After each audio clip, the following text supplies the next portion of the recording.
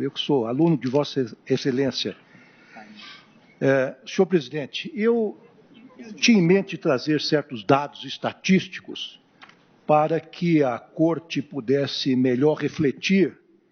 sobre essa questão da decisão que tomamos recentemente, precária e efêmera, sobre a possibilidade de prisão em segunda instância, os efeitos dessa decisão. Eu, de ontem para hoje, inclusive, pedi ao Conselho Nacional de Justiça, superiormente presidido por Vossa Excelência, alguns dados sobre as audiências de custódia. E recebi esses dados hoje de manhã e verifiquei que de 2015 a 2019 foram realizadas 550.238 audiências de custódia, com resultado, me parece extremamente auspicioso e significativo, porquanto 39,9% dos presos em flagrantes foram libertados mediante condições, portanto, quase 40%,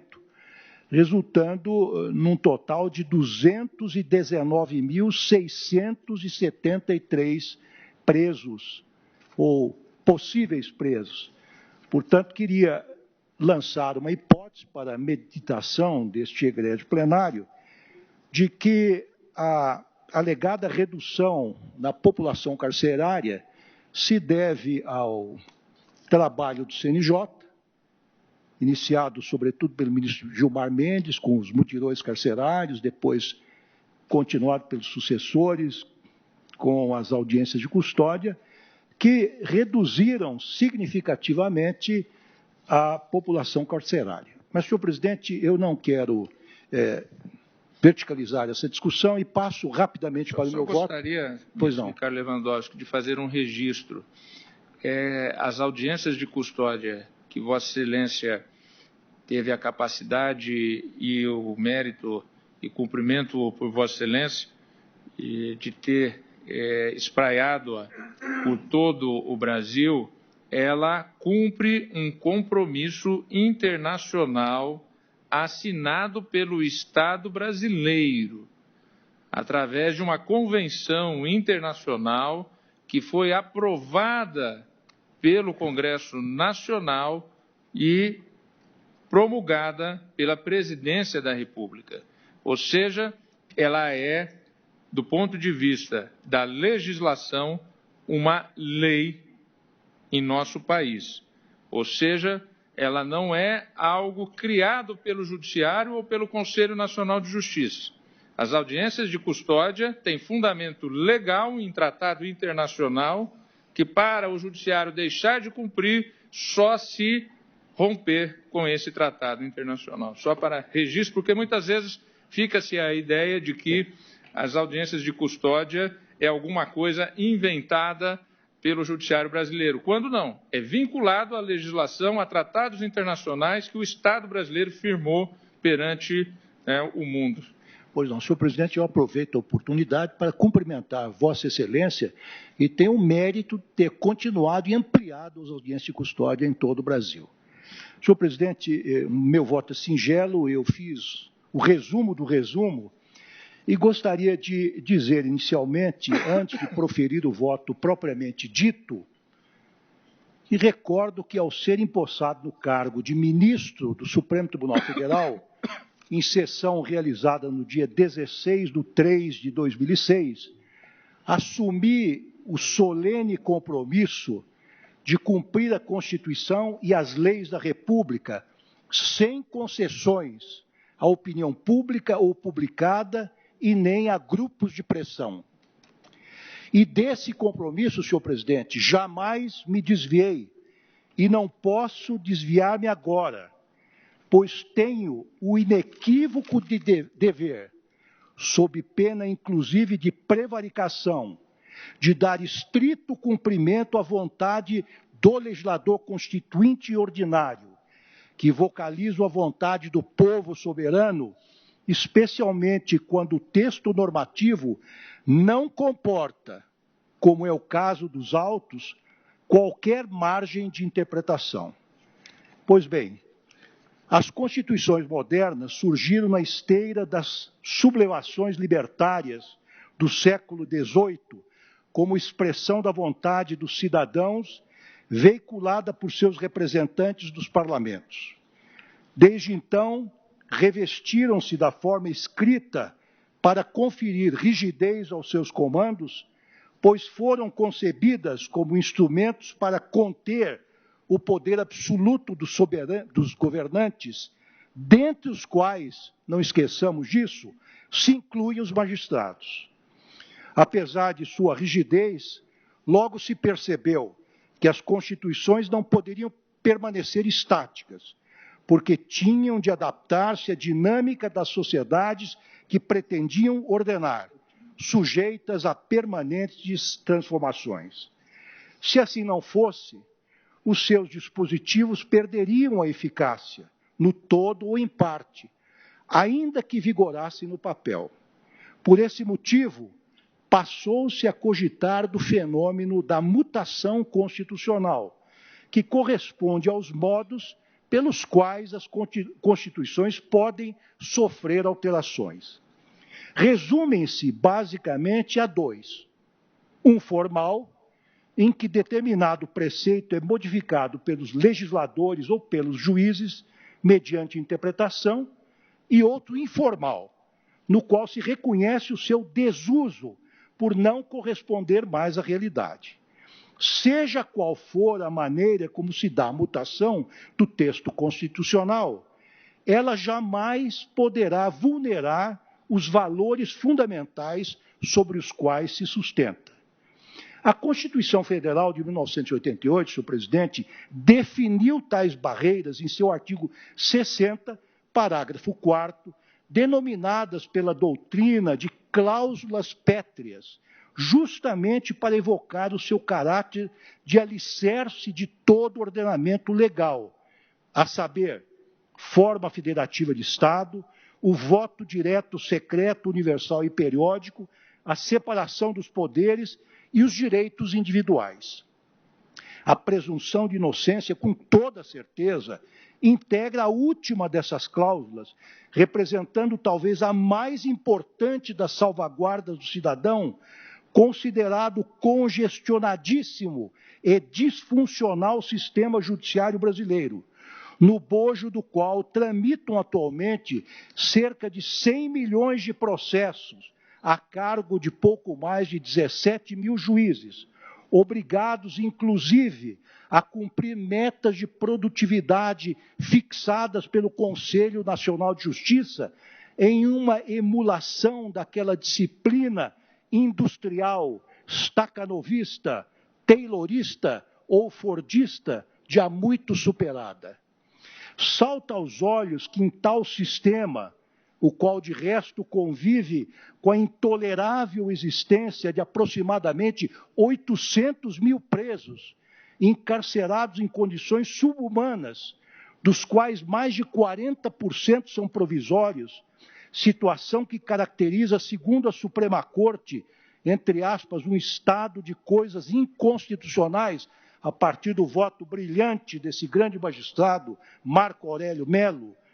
multiplica-se exponencialmente a possibilidade do cometimento de erros judiciais por parte de magistrados de primeira e segunda instâncias. Daí a relevância da presunção de inocência, concebida pelos constituintes originários do artigo 5º, inciso 72 da Constituição, com a seguinte e cristalina dicção: ninguém será considerado culpado até o trânsito em julgado de sentença criminal condenatória, o que, a toda evidência, subentende decisão final dos tribunais superiores. Afigura-se até compreensível que alguns magistrados queiram flexibilizar essa importante garantia dos cidadãos por ingenuamente acreditarem que assim melhor contribuirão para combater a corrupção endêmica e a criminalidade violenta que assola o país. Nem sempre, contudo, ministra Rosa Weber, emprestam a mesma ênfase há outros problemas igualmente graves, como o inadmissível crescimento da exclusão social, o lamentável avanço do desemprego, o inaceitável sucateamento da saúde pública e o deplorável esfacelamento da educação estatal, para citar apenas alguns exemplos, cuja solução contribuiria sobremaneira para a erradicação das condutas ilícitas, especialmente aquelas praticadas pelas classes economicamente menos favorecidas. Mesmo aos deputados, e vejo que estão aqui presentes alguns ilustres deputados, como o eminente Paulo Teixeira, jurista de escola, mesmo aos deputados e senadores, é vedado, ainda que no exercício do poder constituinte derivado, do qual são investidos, extinguir ou minimizar a presunção de inocência plasmada na Constituição de 1988, porquanto foi concebida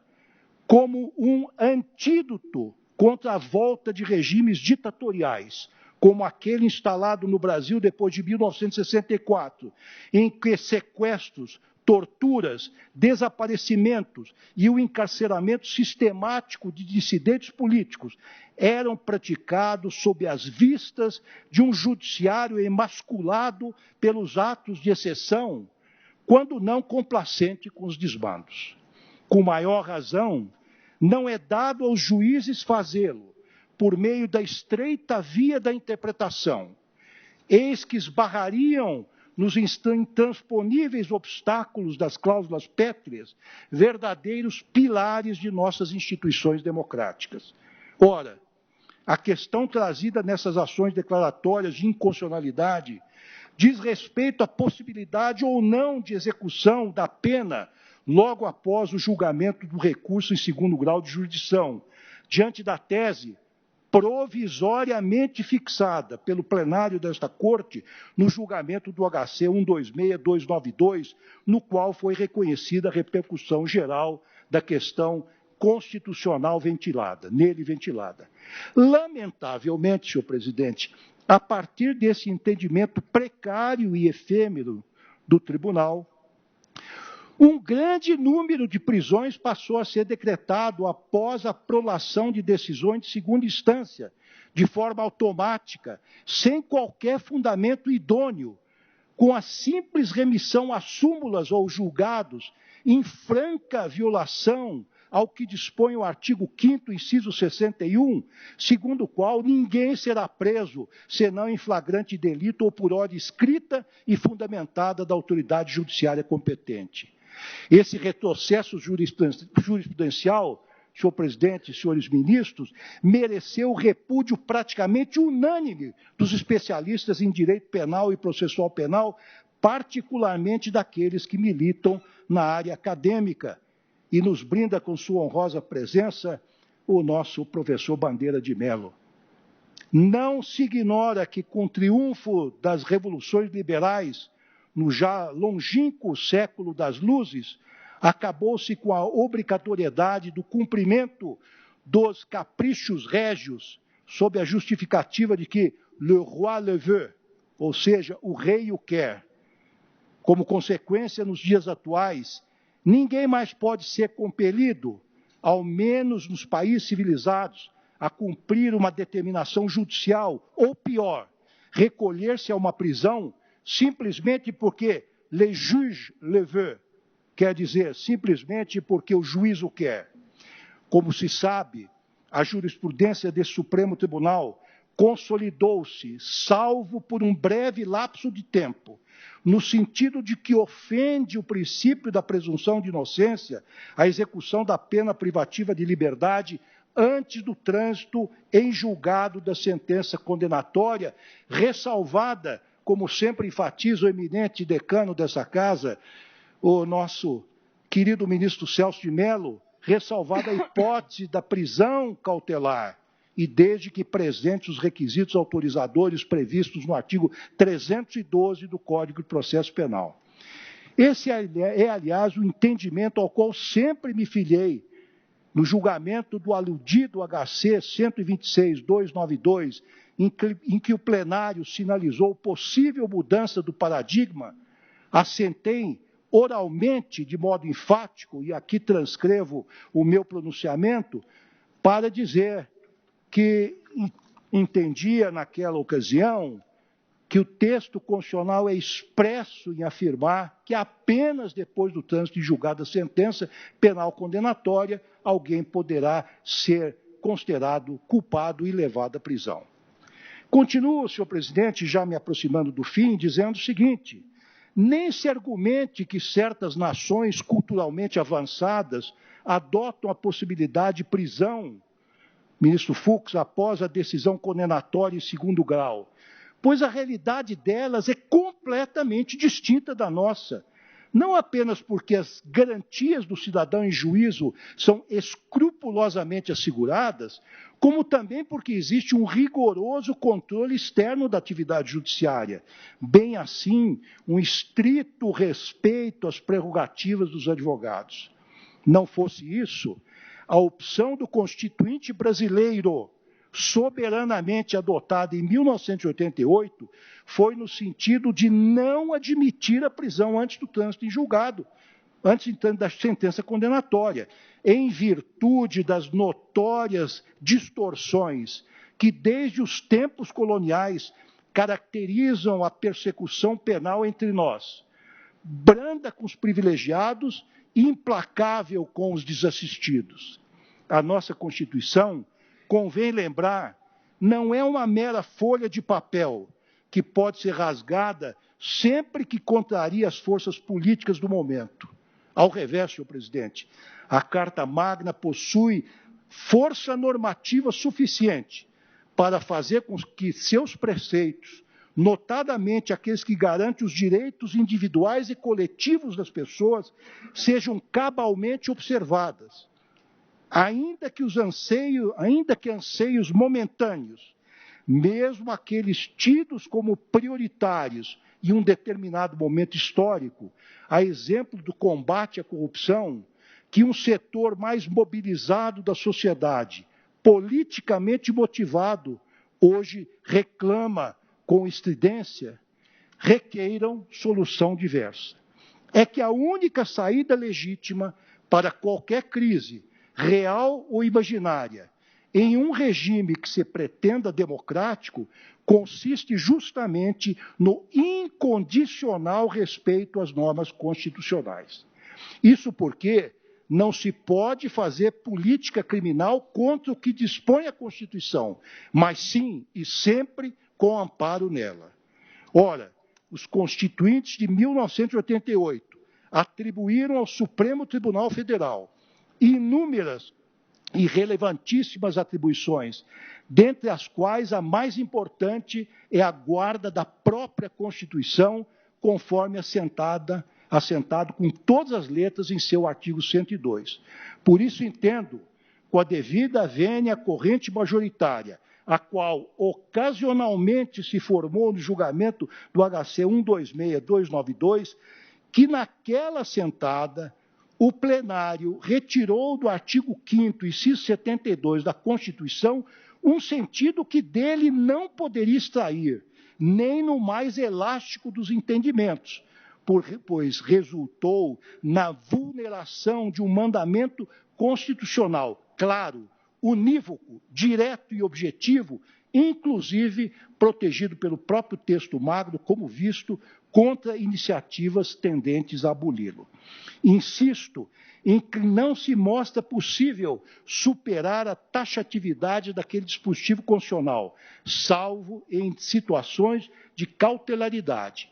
por tratar-se de um comando constitucional absolutamente imperativo, categórico, com relação ao qual não cabe qualquer tergiversação, pois, como já diziam os juristas de antanho, in claris cessat interpretatio, máxima agora trazida à colação pelo ministro Fux. E o texto do inciso 72 do artigo 5º da Carta Magna, ademais, além de ser claríssimo, jamais poderia ser objeto de uma inflexão jurisprudencial para interpretá-lo, senhor presidente, em malam partem, ou seja, em prejuízo dos acusados em geral.